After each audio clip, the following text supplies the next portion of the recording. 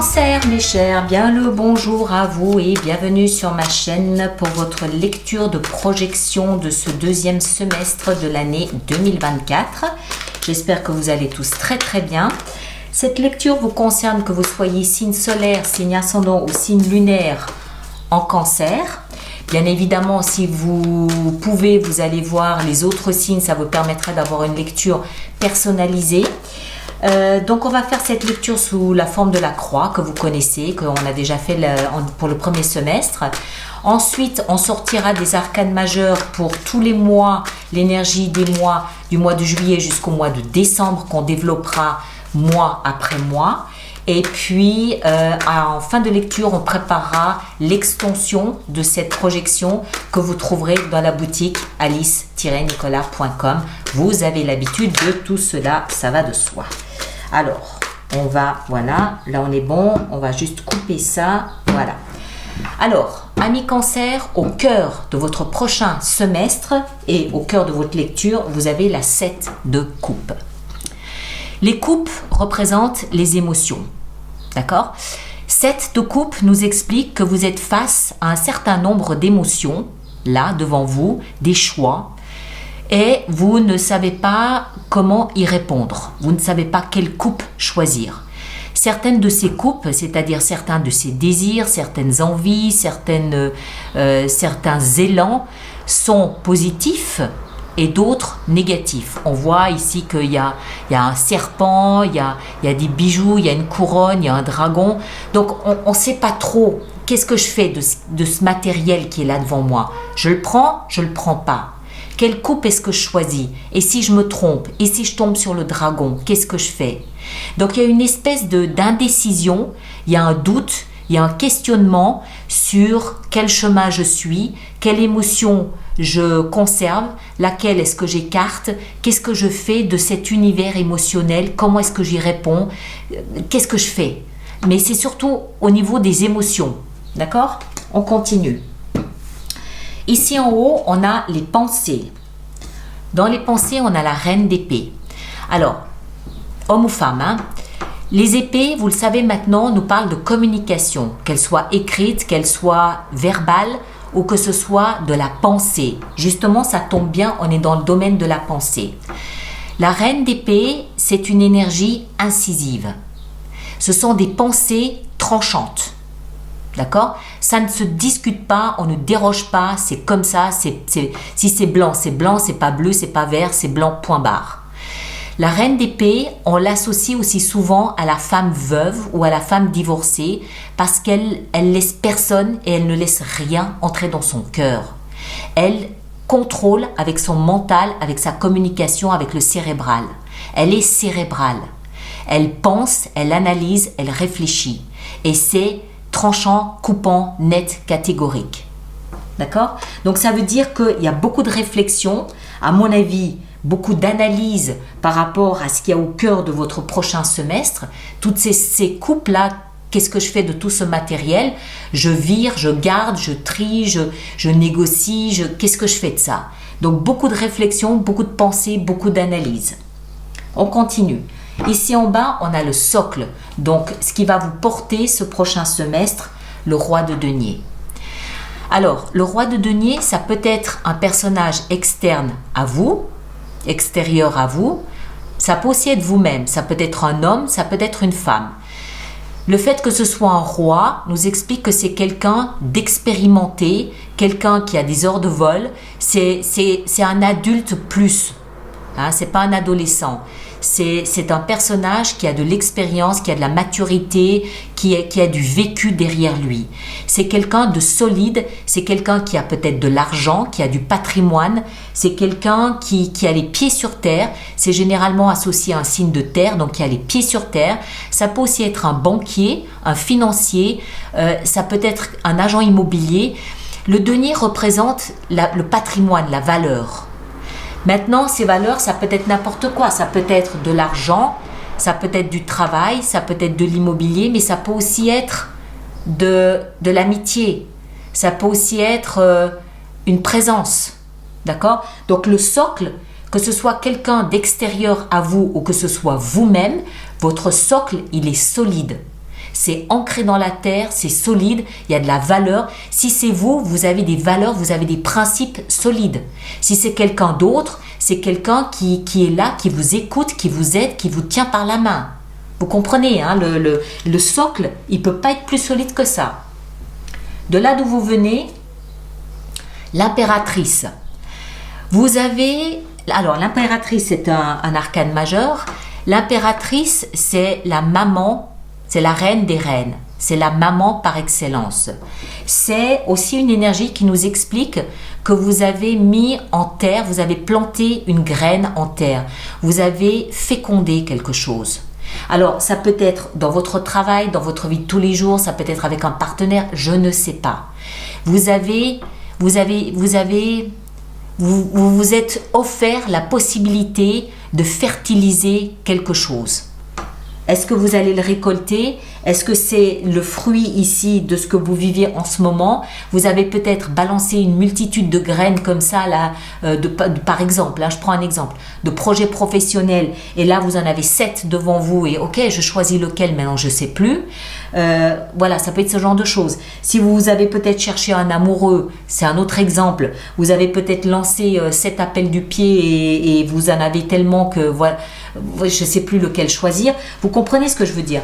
Si vous êtes aujourd'hui dans cette situation où vous ne savez pas quel chemin suivre, c'est parce que vous avez fécondé peut-être plusieurs chemins et qu'aujourd'hui, vous avez l'embarras du choix, sachant qu'il y a des choix qui sont pas bons.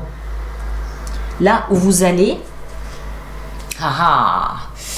vous cherchez à fuir en catimini. Vous cherchez à fuir en catimini. 7 d'épée, c'est l'énergie de celui qui veut être discret. C'est celui qui marche sur la pointe des pieds, c'est celui qui ne veut pas être remarqué. C'est celui qui cherche un peu à maquiller la situation, à manipuler la situation. Il va désarmer son ennemi. Il va désarmer son ennemi pour éviter que son ennemi ne se serve de ses épées contre lui. Donc, pour moi, ici, vous avez quand même 2 fois le chiffre 7. Donc, soyez attentifs au mois de juillet. Moi, ce que ça signifie ici, c'est que c'est quelque part, vous n'assumez peut-être pas complètement les graines que vous avez plantées par le passé et les choix qui sont là devant vous aujourd'hui. Il y a une espèce de « ok, je passe mon tour ». Je passe mon tour. On va voir quand on préparera l'extension ce que ça donne. En attendant, on va voir si le mois de juillet sort ici de manière significative. Les énergies des mois qu'on va développer après mois. Donc on commence par le mois de juillet et nous avons, le soleil. Superbe. Ça veut dire que l'énergie de l'extérieur au mois de juillet sera la clarté. Le soleil, c'est la joie, c'est le bonheur, c'est la clarté. D'accord? C'est la joie de vivre. Alors, peut-être que cette fuite ici, c'est une association, par exemple, dont vous ne voulez plus et vous êtes en train de vous en éloigner, vous êtes en train de vous en écarter. Mais on verra quand on fera l'extension, ça sera plus clair. On continue ici avec les mois. Le mois d'août, qu'est-ce qu'on a au mois d'août? Les amants. On trouve son alter ego, que ce soit en amour, au travail, une maison, un animal de compagnie. On trouve quelque chose ou quelqu'un dont l'énergie vibre à la même fréquence ou sur la même fréquence que la nôtre. Le mois de septembre, nouveau départ, le fou. On laisse tout derrière soi, on s'élance, on y croit, on a la foi, on s'élance, on ne sait pas ce que ça va donner, on y croit et on y va. Point. Le mois d'octobre, l'impératrice qu'on retrouve. On replante des graines, on essaye quelque chose, on féconde, on fertilise, on est royal, on est impérial, on protège le plus fragile, le plus vulnérable et on essaye de démarrer quelque chose de nouveau, là aussi. Le mois de novembre, le pendu. On se positionne de façon différente et on observe sa vie sous un angle différent. On a une espèce d'illumination, on comprend quelque chose quelque chose sur soi, quelque chose sur sa vie, quelque chose sur son fonctionnement. Il y a une espèce d'illumination qui se produit là au mois de novembre. Et au mois de décembre, la force. On contrôle et maîtrise sa peur de l'avenir, sa peur de la peur. On fait de ce lion un allié, on en fait un ami et on arrive à surmonter sa crainte et son appréhension de la vie, de l'avenir, de je sais pas quoi. Donc plutôt super positif. C'est ça qui m'intrigue. Alors on va voir maintenant, on va préparer notre extension. Alors là on est bon. On va préparer notre extension, on va voir. On va commencer déjà ici par tous ces choix. Il y a tellement de choix là au cœur de votre lecture que vous en êtes perdu. Vous en êtes perdu et vous êtes conscient qu'il y a des choix qui sont plutôt négatifs et d'autres choix qui sont positifs. Alors, qu'est-ce que ça nous donne? 7 de coupe au cœur de votre lecture, on a 2 de bâton. C'est exactement ça. On a 2 chemins devant soi et on ne sait pas lequel des 2 il faut prendre. Il y a une hésitation sur le chemin à suivre. Ici, au niveau de la pensée, alors que la pensée, elle est claire, on sait ce qu'on veut, mais il semble que peut-être que la vie nous présente autre chose que ce qu'on souhaite. Au niveau de la tête, waouh, l'as de coupe. Nouveau départ au niveau des émotions, dans sa tête. Il y a quelque chose de nouveau au niveau émotionnel. Le socle, avec le roi de denier, cette force, les pieds ancrés dans la terre, c'est l'ancrage, c'est solide, c'est voilà. Le roi de denier, qu'est-ce qu'il nous offre? La 4 d'épée, le repos, d'accord? Le repos, prendre du repos, s'occuper de soi, peut-être suivre une thérapie, peut-être aussi accessoirement, il y a du repos ici. Bon, jusque-là, on est bien. Le passé ici avec l'impératrice ici, de là d'où on vient, hein, on l'a vu, et qu'on retrouve ici au mois d'octobre, on a, punaise, l'as de denier. Alors, il y a eu quelque chose de fait dans le passé, une graine. Les as, je vous rappelle que c'est des débuts, c'est des commencements. Denier, c'est du concret, c'est du tangible. L'impératrice, elle féconde, elle fertilise. Elle prend cette graine et elle va s'assurer qu'elle réunit, que toutes les conditions sont réunies pour que la graine puisse germer.